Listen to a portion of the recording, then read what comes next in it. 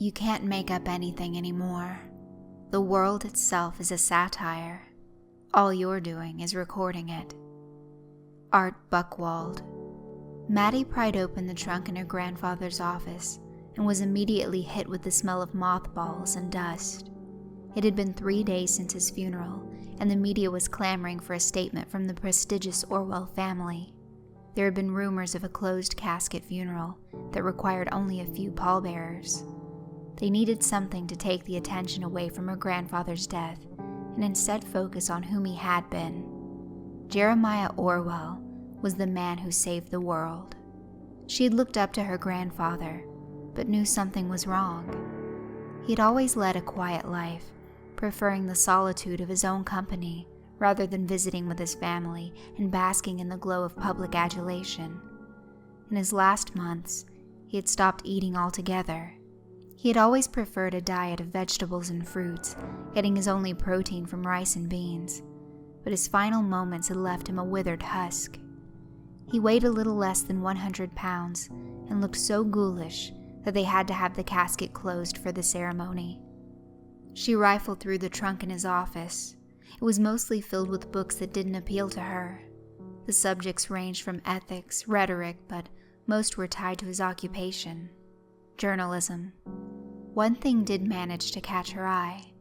It was an old, handwritten journal sandwiched between a Jonathan Swift book and another book titled Animal Farm. She hoped that maybe it was an old letter to his wife, or maybe a memoir of sorts that could be used to remind the world that her grandfather was a great man, and the circumstances of his death had no bearing on his achievements. She sat by the window and began to read. The Last Words by Jeremiah Orwell. I want you to read this very carefully. What I'm going to ask you to do is of the utmost importance. Even though I am dead, or soon will be, there is still work to be done. Wrongs can still be righted. Before writing that awful editorial, the world's population had been over 6 billion. Current estimates suggested that had we continued at our current trajectory, we would have reached critical overpopulation within 5 years. It was a problem with a simple solution that no one wanted to answer. All we had to do was stop screwing so much. It wasn't difficult, but no one wanted to be the person to impose limits on family growth and reproductive freedom. Many specialists debated and squabbled over what could be done. Agriculturalists demanded more land to be set aside for planting to combat this, but this was only a temporary solution. Proponents for population control were shouted down as oppressors, limiting reproductive rights. Humanitarians were decried as idealists who promoted the welfare of developing countries while neglecting their own country's fate. After the 5th consecutive week of scare tactics and alarmist rhetoric, I had had enough and decided that some levity was in order. I would write an editorial and try to beat some sense into everyone. It was all meant to be a joke, I swear. I don't know what gibbering god or smirking Satan took interest in me, but even in my final moments, I cursed their name. I started with an outline of our situation. I addressed our growing population and dwindling food supply. I wrapped up the introduction by stating that if our current birth rate continued at its current trajectory, few of us would live to see the following century. With the current life expectancy being at around 78 years, I thought this was a pretty tongue-in-cheek way to poke fun at all the specialists' fear-mongering. Unfortunately, in our overly panicked and alarmist state, many didn't see the facetiousness dripping from every word.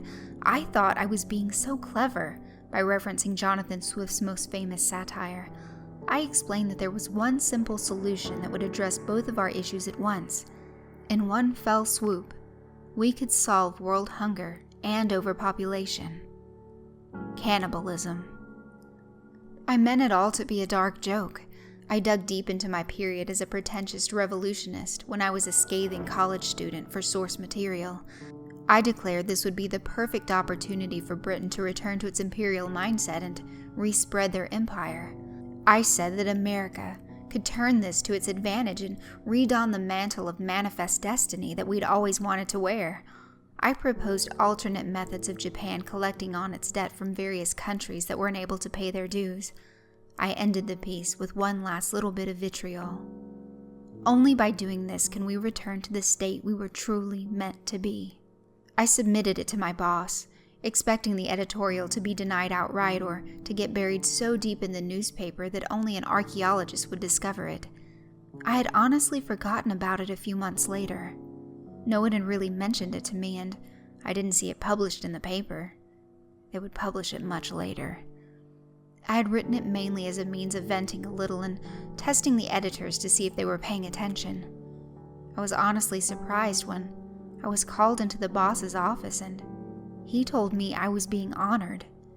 It wasn't until the award was presented to me that I learned why I was receiving this accolade. They had taken my opinion piece to heart. To be perfectly honest, I don't remember much of the ceremony. It was all lost in a state of surreal shock. I shambled through the next few months in a dissociative fugue. It wasn't me. I couldn't be the person who unintentionally brought all this insanity into the world. I originally thought they were presenting me with some ego masturbation award to celebrate my decade of work for them. It wasn't until the keynote speaker started in on my brilliant vision that I began to realize something was not quite right. The pieces of the puzzle all clicked together like bone snapping when he called me up. He dubbed me the savior of the world. They had had weeks to put their plan into action. It was a simple one, really. They didn't need everyone's complicity. They just needed to make them accomplices before they knew what they were being involved in. A couple hundred missing people here and there. Junkies, runaways, and criminals were all they needed. They weren't missed. No one looked for them, and no one cared. They had been swallowed up in the sea of apathy long before they were gobbled up by the system. These disenfranchised were ground, refined, and served to the needy. One of the higher-ups must have had a sense of humor as the product was called Soylent Steaks. They were distributed to halfway houses, low-income families, and stocked in bargain bin supermarkets. The program's success was highly publicized, but officials made sure the truth wasn't exposed until much later. They chose to reveal it to the world the same time I received my award. They put me on the pedestal and deflected any criticisms onto me as being the progenitor of the act. There was some backlash at the inhumanity of it all, but a majority of the unrest was quelled by how effective the program had been. Why argue with success? A few people burned effigies of me that were, comically enough, called barbecues. The government made some amendments declaring our citizens would not be subjected to refinement to make the bitter pill easier to swallow. It only took a few weeks before public outcry evaporated, leaving behind indifference. Our apathy gave them free rein to continue their systematic slaughter. It didn't take long for the other world powers to follow suit. Russia's dissident population was gnawed away in a matter of days. Japan's overpopulation was chewed up in a matter of weeks. The Middle East soon found a use for the more vocal and violent sects that had tainted their image. The world adapted. The population dropped by thousands in the first week and by millions in the next couple of months. My shock and mental disassociation ebbed about a year later. I had spent months trying to pretend that all of this hadn't happened. It didn't work, and the realization eventually caught up with me.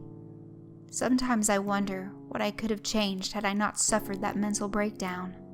By the time I was ready to oppose these dehumanizations, it had become commonplace. It had become accepted. It was too late. It didn't take long for the executors of this program to realize that I was not in support. Suddenly, all of the requests to give speeches and interviews, which I'd been turning down already, stopped arriving. I'm certain they were still being sent, but someone was intercepting them before I could read them. Security began delivering my mail to my door, saying that it was too dangerous to go outside, and that threats had been made against me. It would be safer for me to stay indoors at all times. They became a fixture of my everyday life. I'd wake up and they'd be around the perimeter of my house, keeping me safe, keeping me in. I'd go to bed knowing that they were lurking outside my house.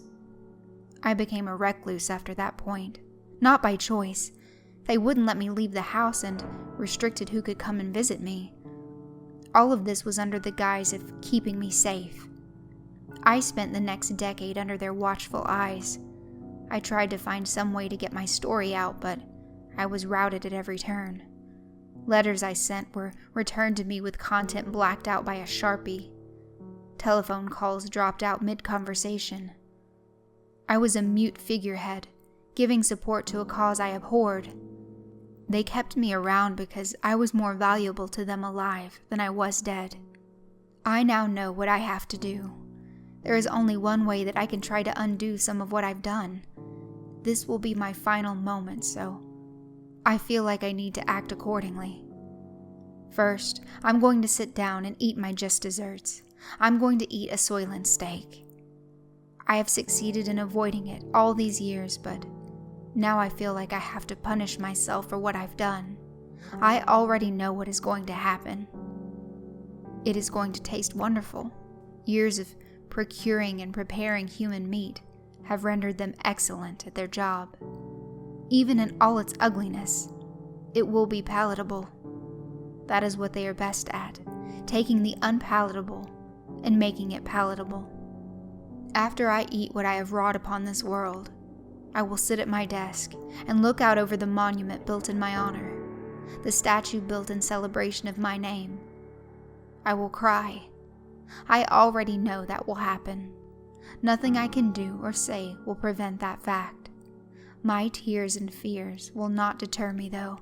I will stick the barrel of this revolver into my mouth, fan back the hammer, and squeeze the trigger. This is my last request. I have tried so hard to get the truth out, but have found myself silenced at every turn. They are always 10 steps ahead of me. I'm certain that they have every keystroke logged from my computer, every phone line is monitored, and every form of communication is filtered and revised. That is why I'm writing this down. I think it's the only way that I can communicate my message without them knowing. With my death, their guard should be down. They're overconfident and think that their spokesperson and greatest detractor is past. They will make me into a macabre messiah and parade me around, claiming that the world has lost a great voice. That is not true. No one has heard my voice. Not yet, at least. I need whoever is reading this to publish it, to submit it and spread my final message, to set the truth free. I want the world to know. They want to bury me as a hero, the butcher messiah. I am not that person. Please restore some dignity to an old man who died with none. I beg you. Maddie set the letter down on the table. She paused for a few moments before picking it back up and rereading it. She did that a few more times, unable to comprehend what she was reading. She eventually picked the letter up and carried it out of his study and into the kitchen, away from the watchful gaze of his monument. She had been looking for something of her grandfather's to print, and now she knew what she had to do. She lit the stove eye and set the letter on top of it. It crackled and hissed, as if protesting its immolation. She watched it as it burned away. A sigh of relief escaped her lips as the pages were reduced to ashes. She knew what she would give to the media. She would reprint his original article. Maddie knew what her family had said about Jeremiah, that he had lost it, that he had gone mad in his old age and isolation, that he had starved himself until he was almost a skeleton. As the ashes swirled and danced in the air, she knew they were right, but no one else needed to know that. They needed to see Jeremiah Orwell as a messiah, not some madman. Her grandfather had saved the world. Her grandfather was a hero. Satire is a sort of glass wherein beholders do generally discover everybody's face but their own. Jonathan Swift.